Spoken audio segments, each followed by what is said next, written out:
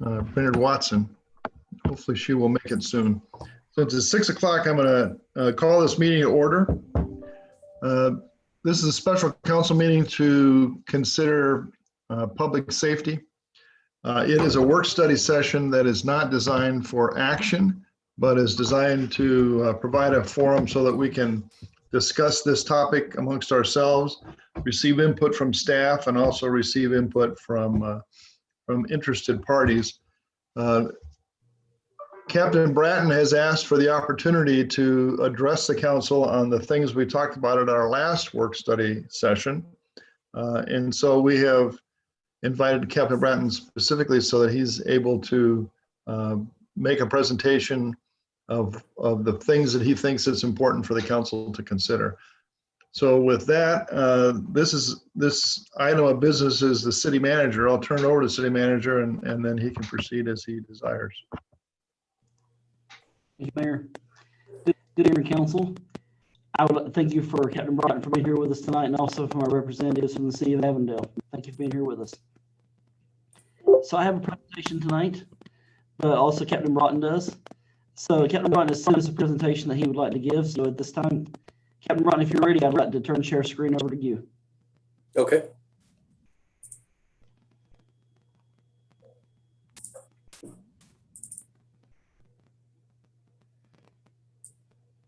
Can you see that okay? Yes, we can. Okay. Thank you for the opportunity, Mayor, Council, Matthew.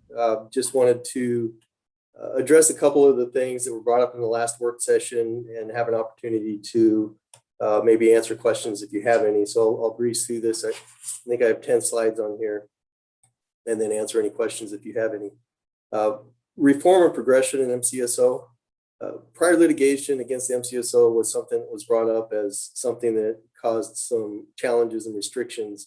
And that was due to the Melendrez order, which resulted in mandated law enforcement reform and change for the office. The TSAR, which is the Traffic Study Annual Report, was implemented. And the purpose for that was to identify potential disparate outcomes and prevent potential bias-based policing. We also had brand new technology implemented, which improved transparency, accountability, and analytics, new and revised processes and policies, as well as procedures, which are all in line with law enforcement best practices. Comprehensive procedure for administrative investigations, which essentially means that all complaints go through a rigorous investigation. With this order also came a lot of cultural change, not only in the sheriff's office, but in law enforcement as a whole. And that implemented basically a state-of-the-art technology for data capturing, reporting, and documentation to provide transparency and improved service. With that came some comprehensive policy, procedure, training, and tactics. They're all in line with law enforcement best practices and community engagement to increase accountability, improve transparency, and procedural justice. MCSO has already built this foundation for law enforcement reform and improved practices internally. And this is the direction all law enforcement agencies are headed due to community expectations, as well as local, state, and federal legislation. It has provided some staffing challenges for law enforcement community as a whole, specifically the sheriff's office due to the order. But all law enforcement agencies, including MCSO, have been challenged with employee retention, recruitment, and hiring. MCSO has recently had a very successful recruiting program and has recently graduated deputies from the field training program. Additionally, we have several deputies scheduled to start or are currently in academies. District 2 specifically just had 5 additional deputies added to our district that came off OIT. But listed here, I have 4 scheduled academy classes, totaling around 74, 75 deputies anticipated to graduate by the end of February. So in increments from May through February, we're looking at potentially 75 deputies. Implementation of a civilian deputy service aid program has been started to augment staffing for all the patrol districts. We've benefited from that with currently we have one DSA. Primarily, he responds to traffic accidents and helps deputies so that can free those deputies up to respond to other law enforcement needs. But impact of the COVID-19 pandemic for all government and private industry has been a challenge and inhibited the ability to hire and retain. Communication was something brought up, and I do agree 100%. Improved communications is necessary, and I think part of that would be just improved frequency of discussions or meetings between myself or the district commander and the city manager, and provide the ability to go over analytic data, discuss current public safety concerns or community improvement, share plans to resolve those issues, and then also a follow-up with proposed or actionable results. Response time statistics, I threw this up here and I pulled this report. This is from July 2018 through today, basically, or yesterday, just to give you an idea of what response times have been consistently. And I've pulled a year, 2 years, and this is about 2.5 years. Priority 1 calls, average response time is 4 minutes and 32 seconds. And if you look all the way to the left, you'll see the header says call priority. I mean, it starts off with 3, 1, 4, and 2. I'm not sure why it's ordered the way it is, but priority 1 under contract requires a deputy to be on scene within 5 minutes or less.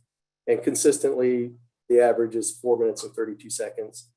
And that's, over a 3-year time, 4,665 calls for service.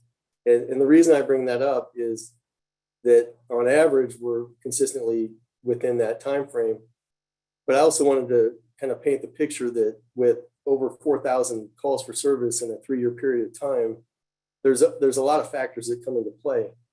There's one deputy that's assigned that beat, and he could potentially be on other duties like traffic stops, investigations, addressing other public safety incidents, doing administrative follow-up, whether it be report writing, impound of evidence, booking somebody.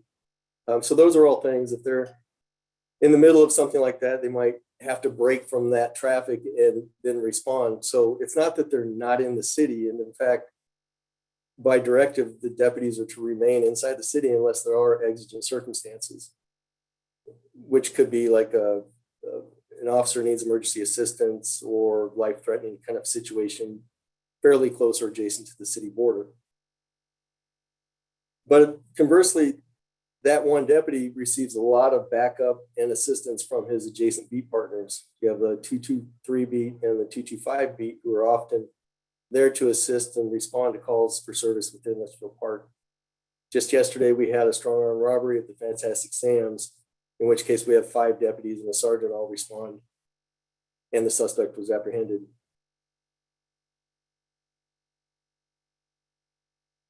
Community policing concerns. I am very aware that it has dropped off, and it is a concern of mine, or it's very important to me rather to build these relationships.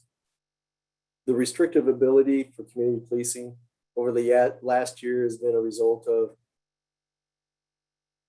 schools not being in session, business restrictions due to governor's order, pandemic resulting in decreased activity, initially due to community restrictions and mandated safeguards for community and employee public health safeguards.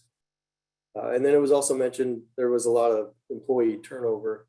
And part of that is my doing as I'm trying to find the right person to provide the service in Litchfield Park that is going to be community oriented, that is going to engage with the businesses.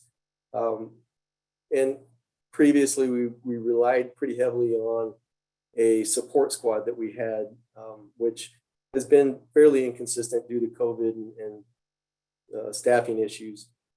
So we've moved to picking the right staff to service that area, to have productivity, and to engage the community, which is going to be and is a priority for that assignment.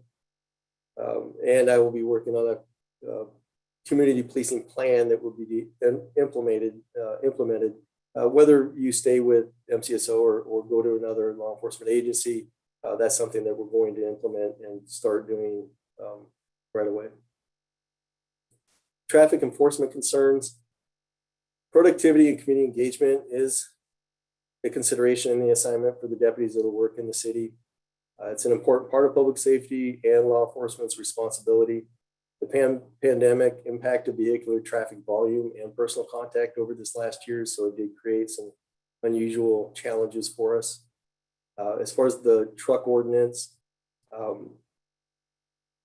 there are inadequate signage and placement of the signs that creates some concern, at least from my standpoint, although I have emphasized that we will continue to do enforcement, but it may result in more warnings and education in the beginning until potentially signage could either be increased or placed more strategically to help with enforcement.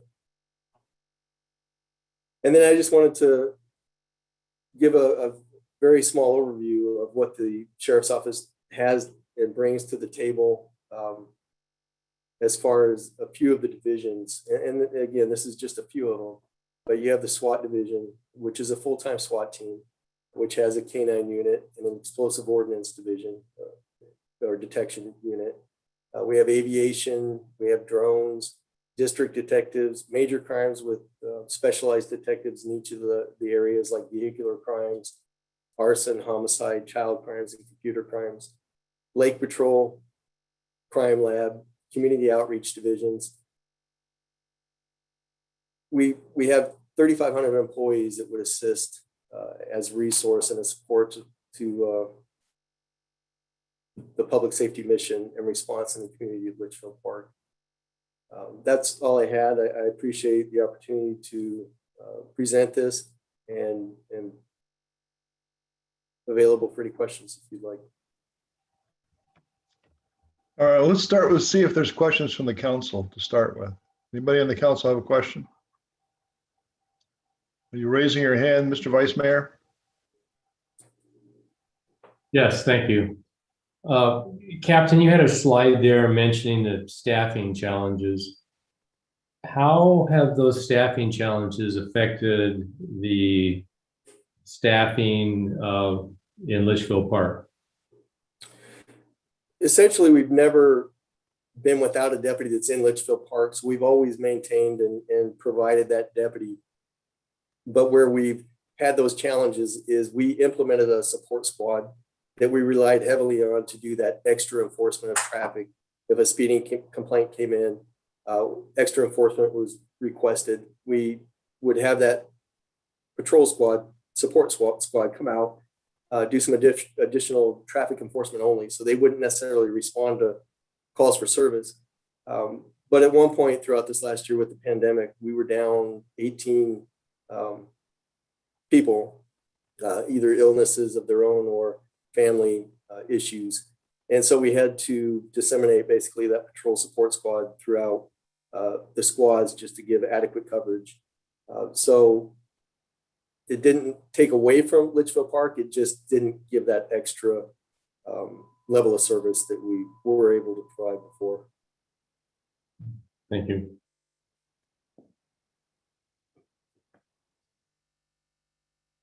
Mayor, you're muted. Any other questions or comments?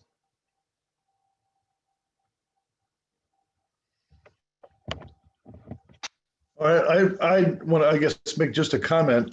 I have been, I think, dating literally all the way back to when the city was first formed, back in the late 80s. Our very first public safety contract was with MCSO. So MCSO has been a part of the history of Litchfield for a long time. It was a period, in probably the 90s in which I think Avondale actually came in and was our police force for a short period.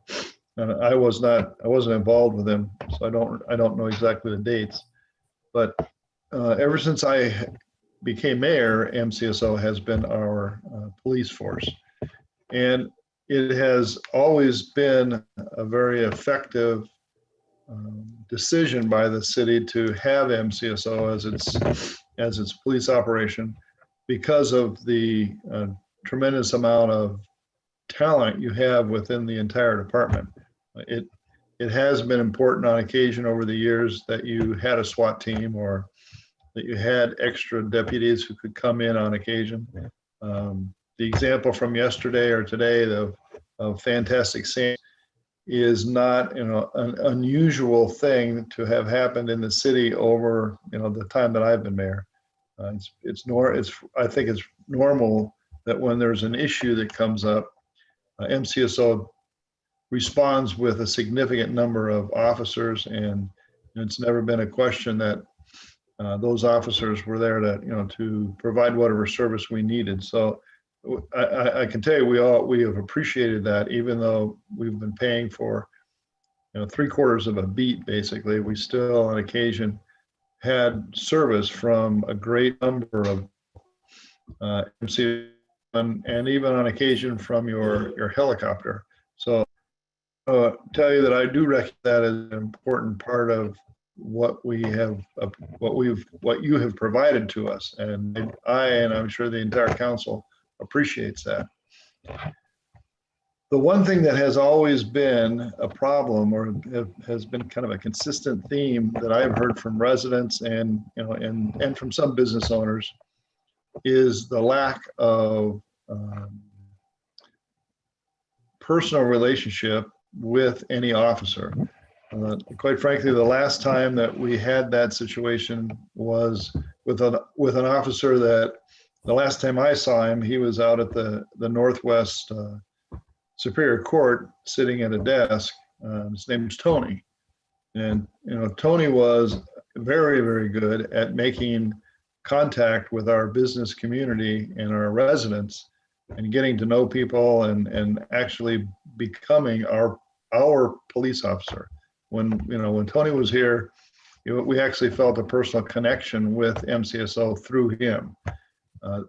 There have been occasions where we've had some other officers who've at least approached that level to some extent, but the norm is that we literally don't know who is patrolling in Litchfield. I mean, I can tell you that I've been mayor for, 15, 16 years, and other than Tony, I don't know one of your officers by name.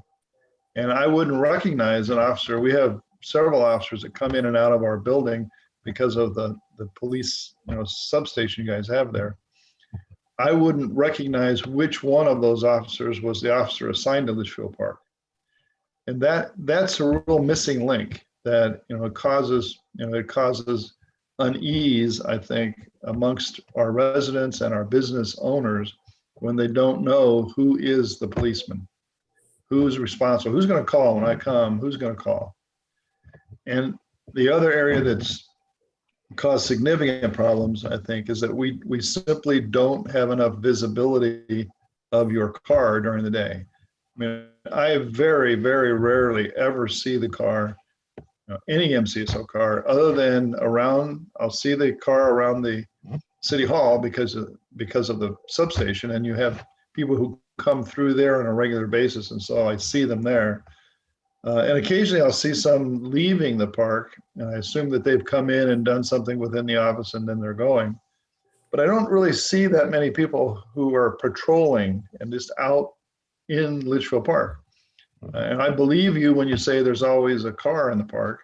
I just don't happen to see it, which over a period of years, that just becomes, it becomes disappointing, I guess, that we just don't see that presence. What I had said to the city manager is that we're fortunate in that we have a very safe community. We live in a very safe community. It's always been a safe community. And it's not safe because of a policing effort that we're doing. We're fortunate in that we basically have a safe community. And I think the concern is that we want to make sure that everyone, all the business owners and all the residents, that they believe, and they, number one, I think they understand they live in a safe community, they're doing business in a safe community.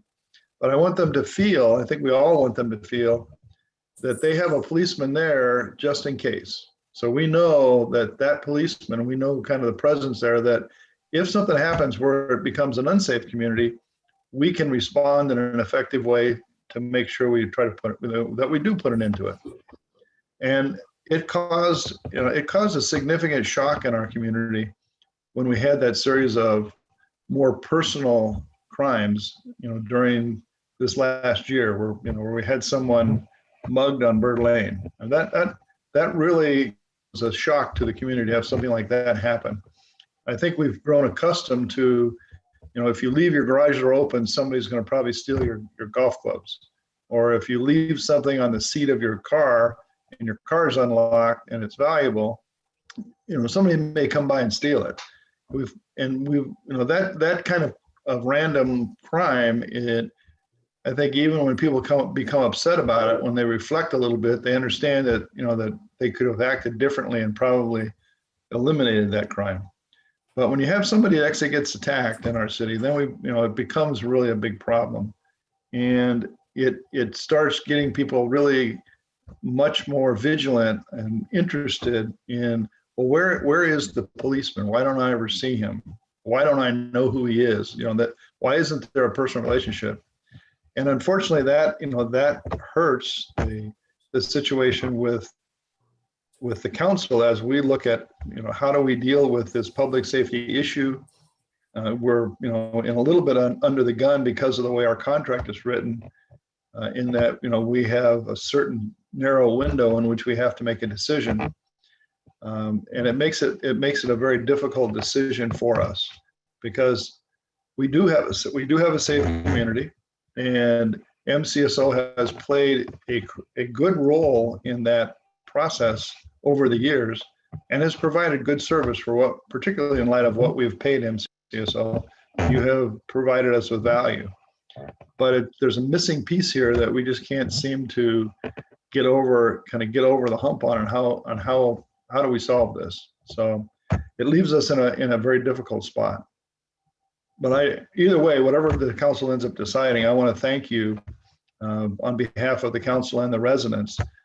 Thank MCSO for the years of service that you provided to our citizens. Thank you, Mayor.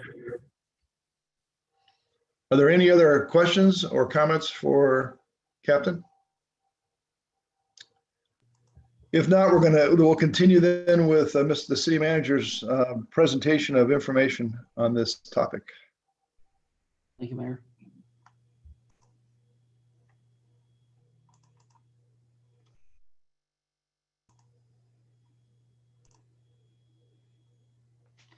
Can everyone see the presentation? Okay, thank you. Again, as you know, tonight's presentation is on public safety comparisons, part 2. Matthew, Again, for being here. Yes, sir. we're seeing your presentation slide. So we're seeing 2 slides side by side. So just the presentation slide. Thank you.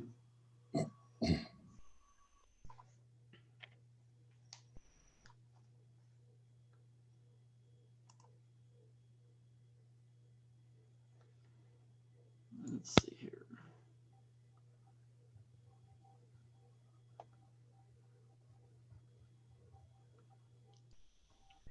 Marissa or Terry, either one, do you know why it's showing that way? End your slideshow. Is that in slideshow? End it. Okay. And then restart it. Okay.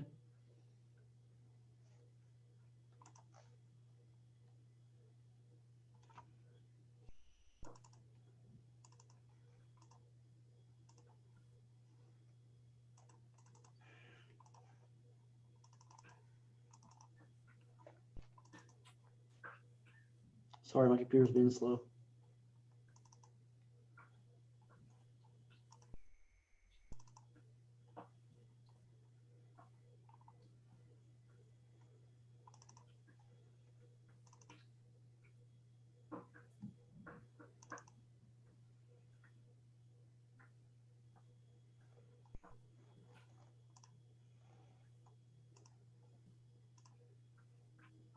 It's still showing that way, Terry.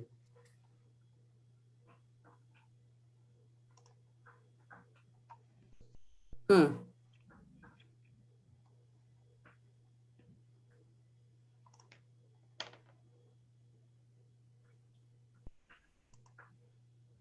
Hold on one second. Marissa's coming. Yep.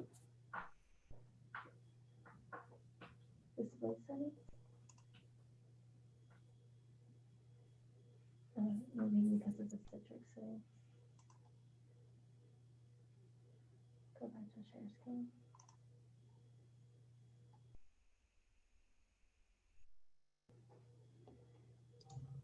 One So second, this- guys. Sorry. This reminds me of a question. Maybe this will answer it. How many millennials does it take to fix a little computer problem? Right? We're about to find out. Well, it takes at least 2 currently. Go back to your presentation. I don't even see it I now. think it's that one. It's a lot less than Gen Xers, Tom, I'll tell you that. You notice that I did not try to offer any advice on how to fix this. It's no different than the old projector that you stuck the stuff in. It's always technology issues. Just new. And maybe just hide that. How do I don't follow you. Like you can just, they just see this and They'll just see this yeah. one? Okay. Okay, we're gonna try it this way.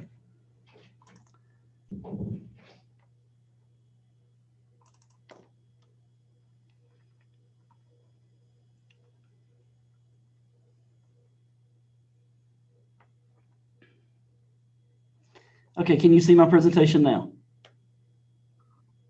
No. We see a snowstorm. Old school with snow. There we go. Is it still showing 2 slides? No, No. Good. Okay, all right, we'll do it that way. Okay, thank you. I think we're good. Okay. Thank you. Okay, again, sorry for the delay. And thank you for Marissa's assistance. So again, public safety comparisons part 2. Again, thank you, Captain Broughton, for having your response tonight. We appreciate you being with us, sir. Some of this is review, again, the Avondale option. Again, if we contract with Avondale, it will provide us 5 officers. The quote for Avondale full beat is $1,518,000 first year, following years $1,269,600. Mayor and Council, if you saw the email I sent you today, I missed that the police cars weren't included in the first year because that's us paying for them separately. So I will show that numbers later what the difference is there. But again, the cars are not included in the $1,518,000. But again, I'll cover that more in detail. Those costs versus the current 3/4 beat contract would be $597,000 or a 64% increase on first year, or after the first year, $349,000 or a 37% increase. Again, that's without the cars.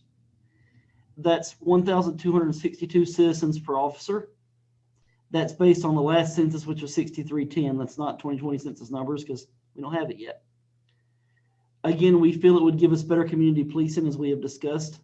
It would also dedicate officers to the Litchfield Park beat. The Avondale chief discussed that last time, that they would ask who wanted to serve in that position. They would sign up for it, and then they would select which officers worked here that were dedicated to the Litchfield Park Patrol. Again, if selected, they could begin July 1st, 2021. Our current contract with MCSO, again, is annual renewals currently. This current year would expire at the end of this fiscal year, which is, of course, June 30th. can I have one question? Yes, sir. Mr. City Manager? It looks like we have a representative of Avondale in the meeting also.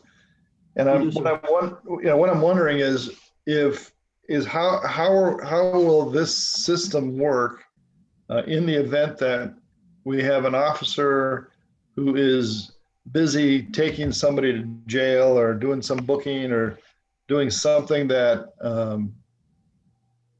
takes him away, basically away from the policing function in Litchfield, and then something happens. Either we have a traffic accident or we have a 911 emergency call.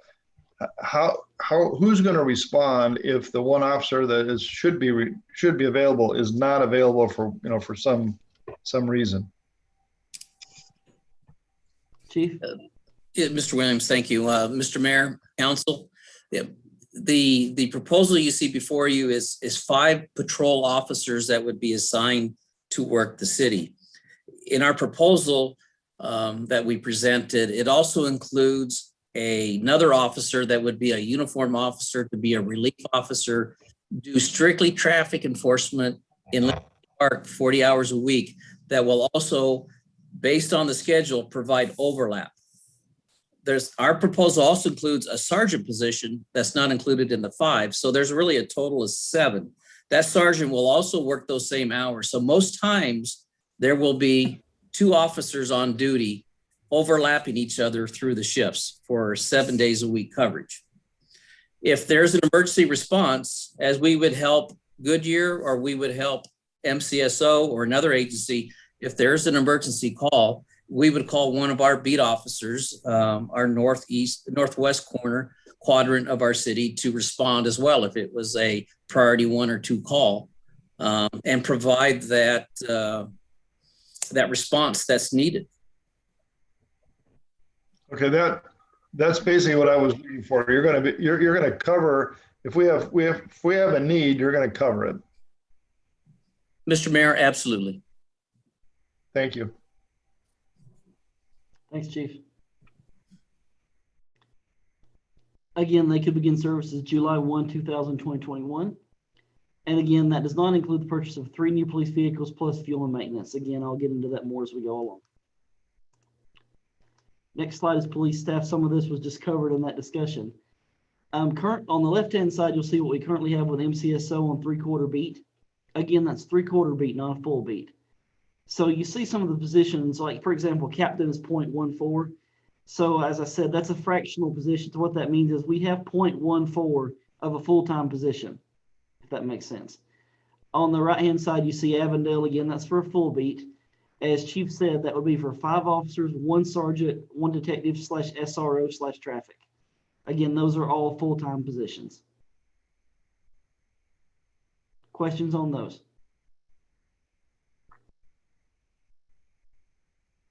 Okay, thank you.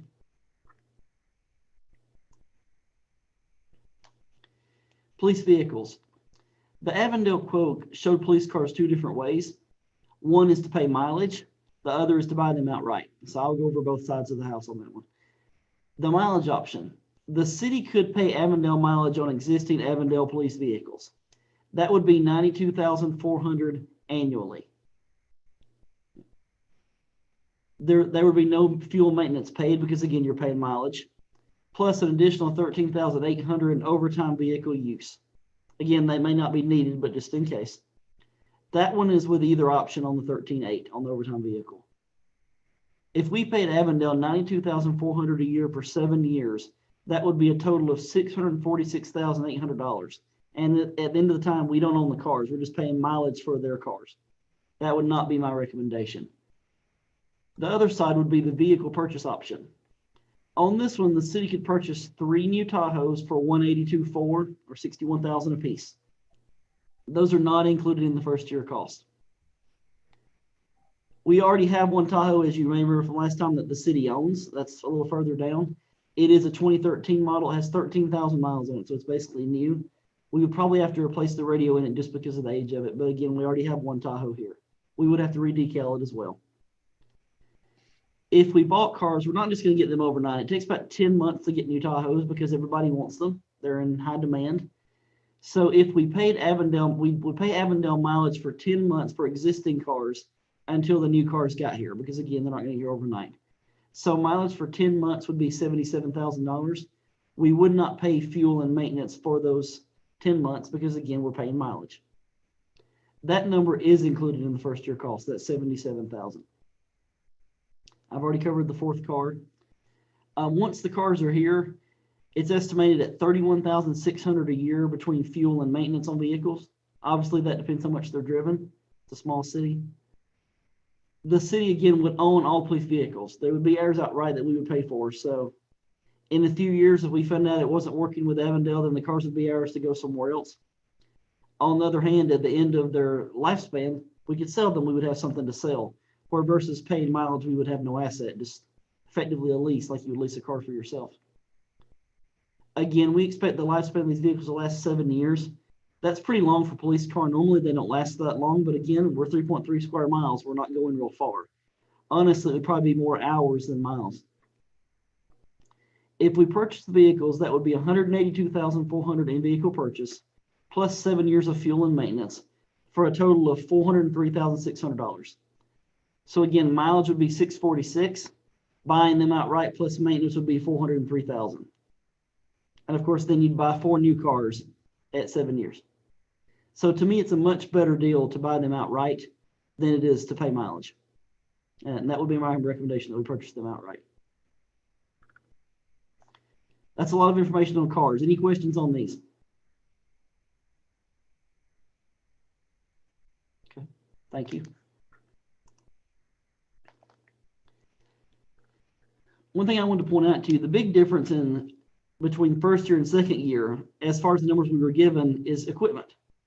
Not the cars, but equipment. As you see, first year equipment is $221,000. Second year is $49,000. So again, $170,000 change between those two. You see the numbers on the left-hand side: laptops, computers, cameras, etc., firearms. The other one, so this is effectively an equipment replacement fund.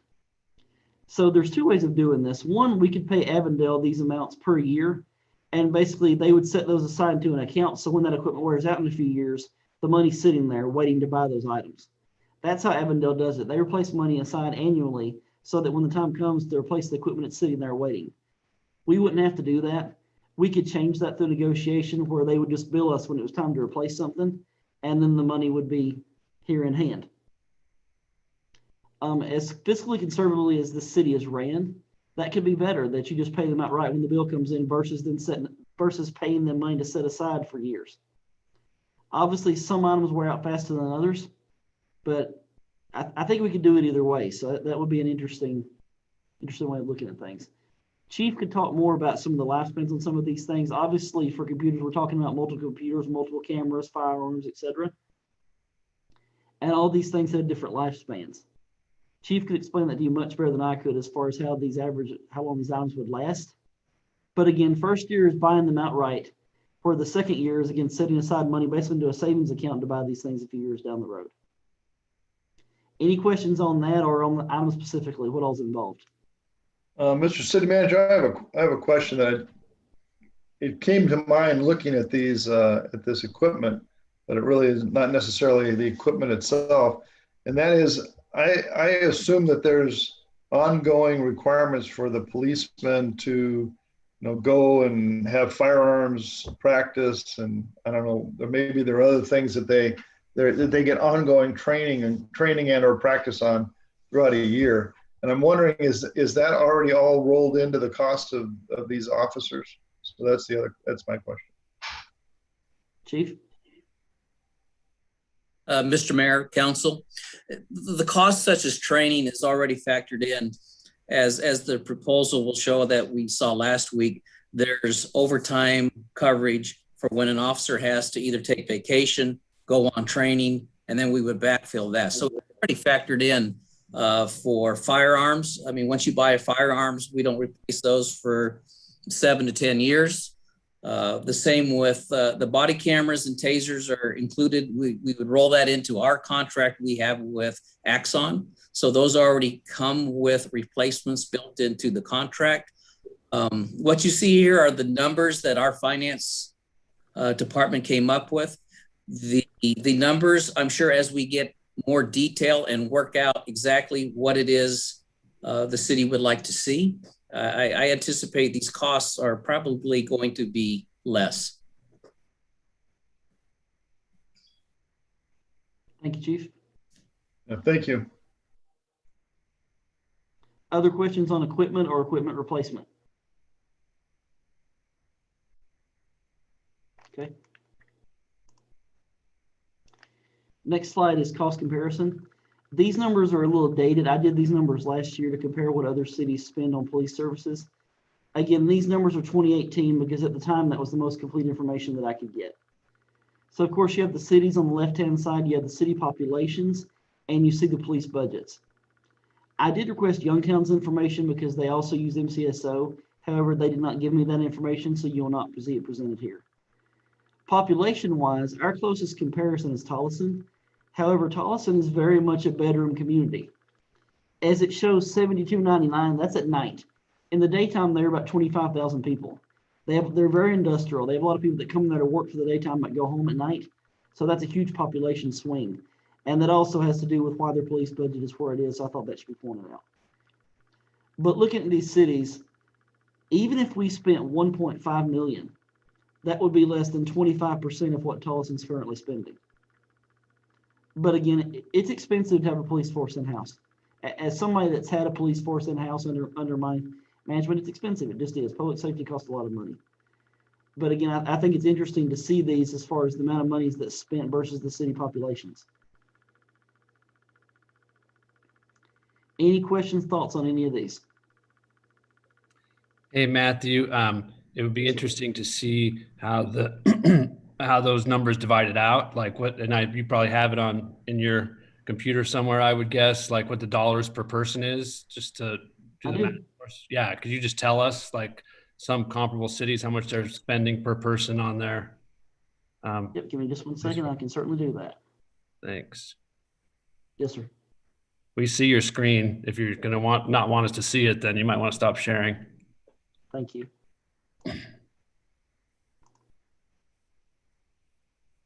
Marissa, will you take me off share screen for a second, please? Thank you.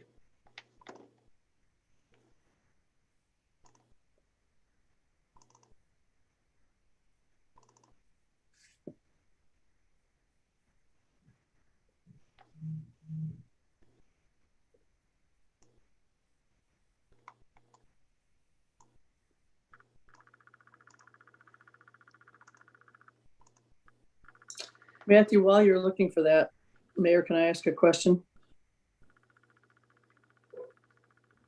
Sure. He's probably trying to calculate it with his Excel spreadsheet, but.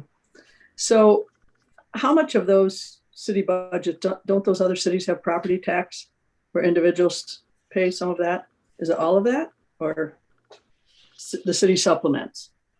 I'm just curious. It's probably, it would probably be unusual. It would be unusual if any city were to specify that any particular revenue source paid for any particular cost. So I don't know of any city that says all of our property tax is going to be used for our, police and fire or whatever. And the only exception to that is there are some sales taxes, I think, in some cities where there might be 1/4 cent of sales tax that goes generally to, to public safety. And it may fund a particular thing within the public safety area. But I've never heard of anybody taking a property tax and allocating it to any particular expense. I would agree. Most cities have property tax. I believe Prescott has a special tax that goes just for funding their PSPRS liability. Prescott or Prescott Valley, one of the two, has that. But most of them don't fund just a certain type of tax. Rather, it's just a general fund item, and property tax is just one of their revenue sources. As far as I believe Councilman Rostosi was asking about per capita. So per capita, basically, of course, is what the city sits and how it divides up. So again, these are 2018 numbers. For the city of Avondale, the per capita cost was $292. For Buckeye, it was $268. For El Mirage, $278. For Glendale, $401. For Goodyear, $351. Litchfield Park, $135. Peoria, $295. Surprise, $250. Tolleson, $854. So again, Litchfield Park, again, these are 2018 numbers, was at $135. Our closest comparison at that time was Surprise at $250. Any questions on police division costs? Now, Matthew, thank you for sharing those numbers. I think what I hear in those numbers is maybe we didn't realize it, but we've been way underspending on our public safety. We spend a lot less than many other cities do, yes, sir. I think we've been more efficient, Councilman Rostosi. Well, honestly, I think we probably should underspend because we have a less exposed to crime city than most of our neighbors do. But I'm surprised that we're half of what our neighbors are. It's difficult. It's difficult a little bit because a lot of the other costs, all of our neighbors, when they have their own police department, they have a tremendous number of just other administrative costs that are laid on top of their actual cost for officers on patrol. And I know when we've tried to look at this comparison in the past, it's been very hard to get a number that really is accurate because the way that it's costed out and what we've been paying the county, we may well have received services over and above what we actually paid for because of the way the county's organized. So even given that, we still are very low. I mean, if you take all that into account and say, well, these numbers are a little bit high and these numbers are a little bit low, we still are less than probably the least cost for a city that has its own police station, its own police officers. Councilman Donahue. Well, Yes. I think the other thing, and we've talked about this before, is that obviously there's more population coming west and it's going to continue to come west. With more population, there's more potential for that. So I just think this is, besides underspending, preparing for the future and the city center and more activities in town. So anyway. Oh, that's true. And Paige has asked me to say as well that PSPRS rates vary per city, where ASRS is the same statewide as far as the percentage the employee in the city pays. In PSPRS, it varies per city. Some cities pay much more than others. So that's a huge X factor on police costs from city to city. Thank you for that, Paige. Any other questions before I go back to the presentation? Okay.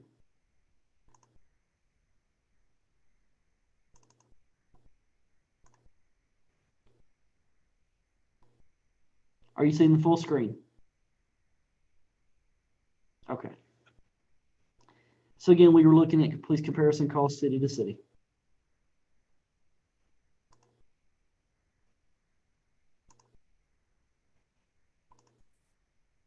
Nope, we're seeing two slides again, Matthew.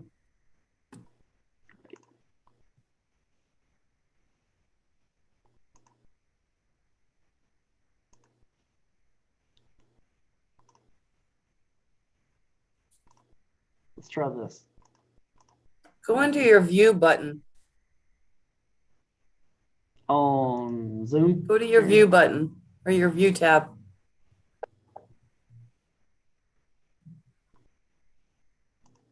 Okay. What's the drop down? Let's see.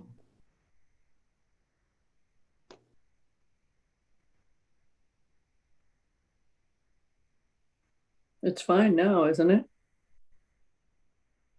Well, we're still seeing his pages on the left.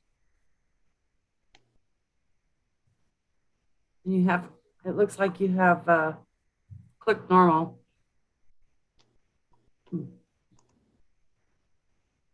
I think he's on normal. You need try this where it says slide master. No, slide. Oh, there you go. Try that one. No, that didn't help. Oh, goodness. Yeah. Go back to home. Okay. Just use it this way. Okay. Marissa's coming back over. 1 second.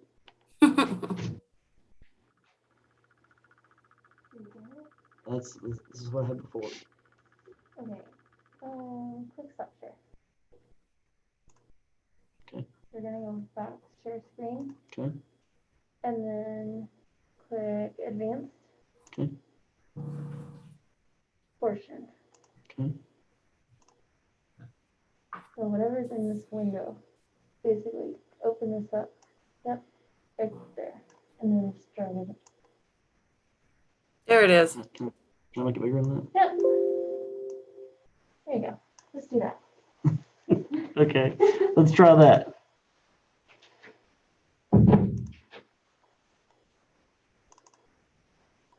Okay, are you guys seeing the full screen now? Yes. Okay, all right. So again, we looked at the cities. The next slide is cost to increase coverage. So as you'll see, so these are the total numbers. Changing police services from MCSO to Avondale will cost first year $1,705,666, up from 1.518. That's because of buying 3 cars and paying gas and maintenance for cars for 2 months. Why it's 2 months is, again, we'd be paying mileage for the first 10 months. Again, $1,705,000 for first year. Following years, it would be $1,301,200. You may remember before it was $1,269,000. The additional $31,000 is, of course, fuel and maintenance. Again, these numbers are if we bought the cars outright. Again, as the city would now own the police cars, we would need to budget to replace those cars every 6 to 7 years. I would say 7 based on mileage. So every 7 years on current prices, we'd plan for $260,000 in FY 2029. Obviously, we could set aside some monies every year to go toward that account, or we could just pay the one lump sum in 2029. We would also have the cars that we own that we could surplus sale to put money back toward those when the new cars came in. Questions on those? Okay. Matthew, Yes, sir. I apologize, sir. What about maintenance? Oh. Do we have any idea of maintenance cost on these vehicles? We're extrapolating out 6-7 years. It's $31,000 a year, sir. $31,200 a year is the current estimate. Okay. Thank you. Yes, sir. That's included in the $1,301,000. And Matthew, so obviously ma'am. if we don't purchase them, we'd lease them, but that I'm guessing is extremely expensive. I don't know of anybody, to be honest, I don't even know if you can lease a police car. So this, one option would be to pay Avondale mileage directly. The other option would be for us to buy them outright.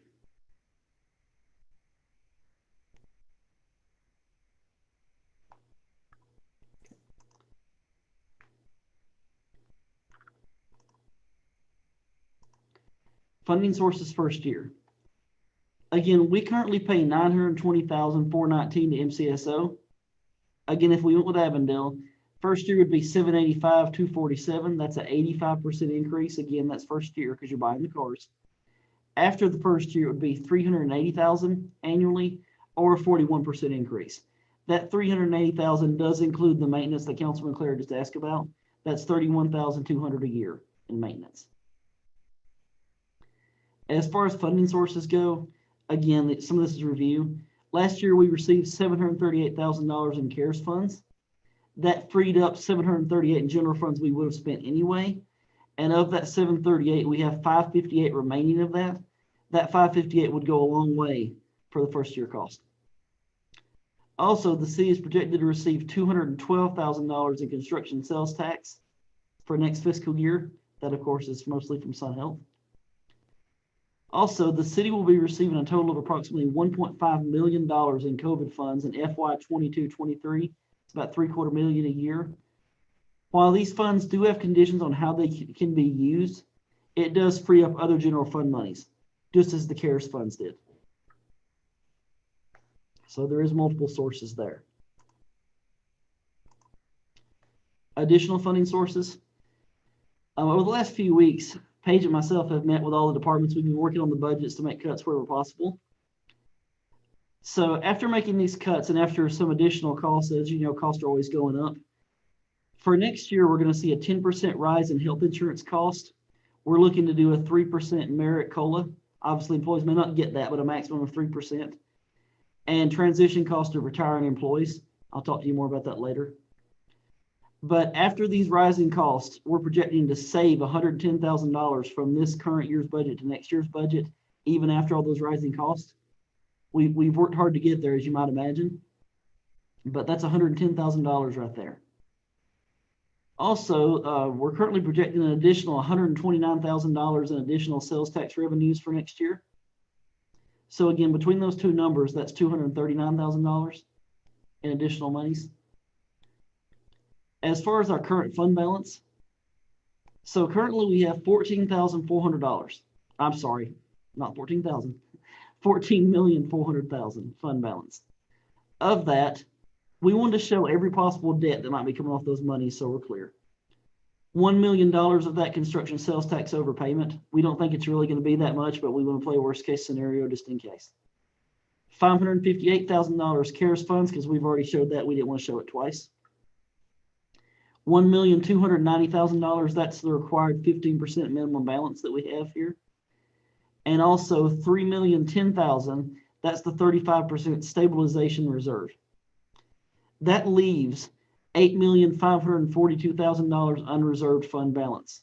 Again, after all those deductions, we still have $8.5 million. One thing to remember though, we have city center planning coming up. So again, some of that funding as far as for the first round of infrastructure, the second round of infrastructure could very well come out of that 8.5. But also it depends where when the land sells. There's a lot of moving pieces there. I don't want to get too deep into that because it's not on the agenda, but that should be considered. There's a lot of numbers on this page. Other questions as far as funding, fund balance. I have Paige on the call if you guys have any in-depth questions on the finance stuff that I can't answer.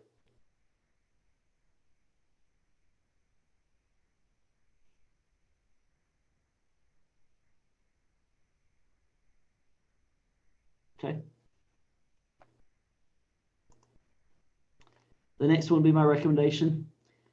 Again, even after the cost of police cars, I would still recommend we contract with the city of Avondale beginning July 1, 2021. Again, I think it would provide better community policing, officers that are dedicated to Litchfield Park and ownership between the two organizations. Last time the Vice Mayor brought up a really good point. He said it would also provide better communication between the city and the contract police provider. I'm just going to be honest. I can call up the city manager of Avondale today and have a discussion with him as I can with any city manager in the West Valley. I don't know the sheriff. I don't feel like I can do that with the sheriff. And that makes a difference. It really does to have those honest discussions. I know many of you are friends with council members in Avondale and other cities as well. It just makes it easier to have those conversations, to have that relationship. I think that was a very good point the Vice Mayor made. It would be easier. Again, if council wants to move forward with this, it would require a special council meeting and a notice to MCSO by April 15th of our intentions. As it is, we have a special council meeting scheduled for April the 7th, in case that's what you guys decide you want to do. Before I move on to the questions, I apologize for any IT issues that we had today. And thank you, Marissa, for being a great assistant with all that. I do appreciate you.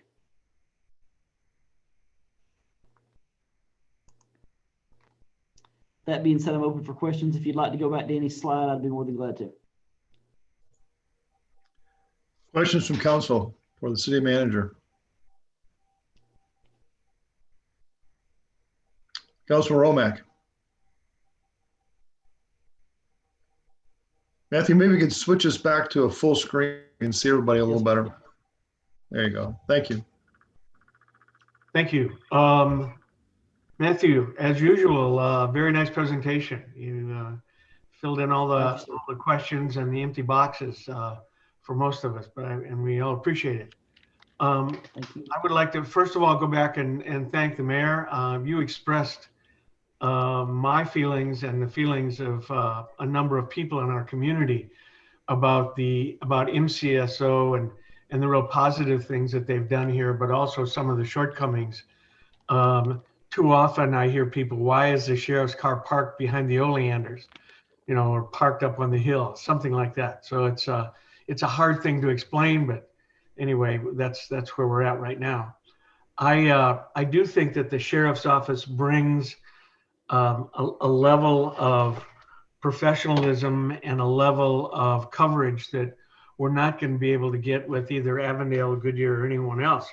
When you realize that they do have a SWAT team available, and they do have a helicopter. And as I remembered, Sheriff Joe had a tank at one time. I'm not sure that he still does. I don't know where he parks it anyway. Anyway, so there are certain things that the sheriff's office does have that maybe they're available to us if the city of Avondale would call on them. But I think that from my point of view, I go back to what the mayor said, in that I think that we need a little bit more, not Mayberry type policing, but policing a little more face to face and a little more personalized protection. So that's all I have. Thank you. Any other questions or comments? One thing, Mayor, I got a message from Joe. He just said that actually when he was working with the city of Yuma, that Enterprise has a lease program for police cars. Councilmember Donahue, I had never seen that and wasn't aware of that. He said, again, they implemented the program in Yuma to lease cars, to police cars through Enterprise. So Well, I sounds can like start looking at that more. I'm sorry. sounds like you've got a new assignment to go, find out, chase that trail and see what it leads to. Councilman I Clare. certainly will. And just on that, a lease makes a lot of sense with as few miles as we're actually going to put on there. And a lot of leases actually in commercial vehicles actually include maintenance. So you buy that down and they end up being values. So that's a real good thing. My personal thoughts on where we're dealing is I certainly appreciate all MCSO has done through the time, but we're a very small fish in a very big pond for them. And I just think having the local representation of Avondale is going to make a bigger difference and give us a little more policing like we're looking for the entirety of the community. So I just thank you, Matthew, for being as well prepared as you were and having everything together. And Marissa for saving you a couple times. I agree. Thank you. Any other comments or questions? Councilman Stossy. I would echo Mr. Clare's comments. I think it just feels very attractive to have the same people policing our city on a regular basis and getting to know people from Avondale.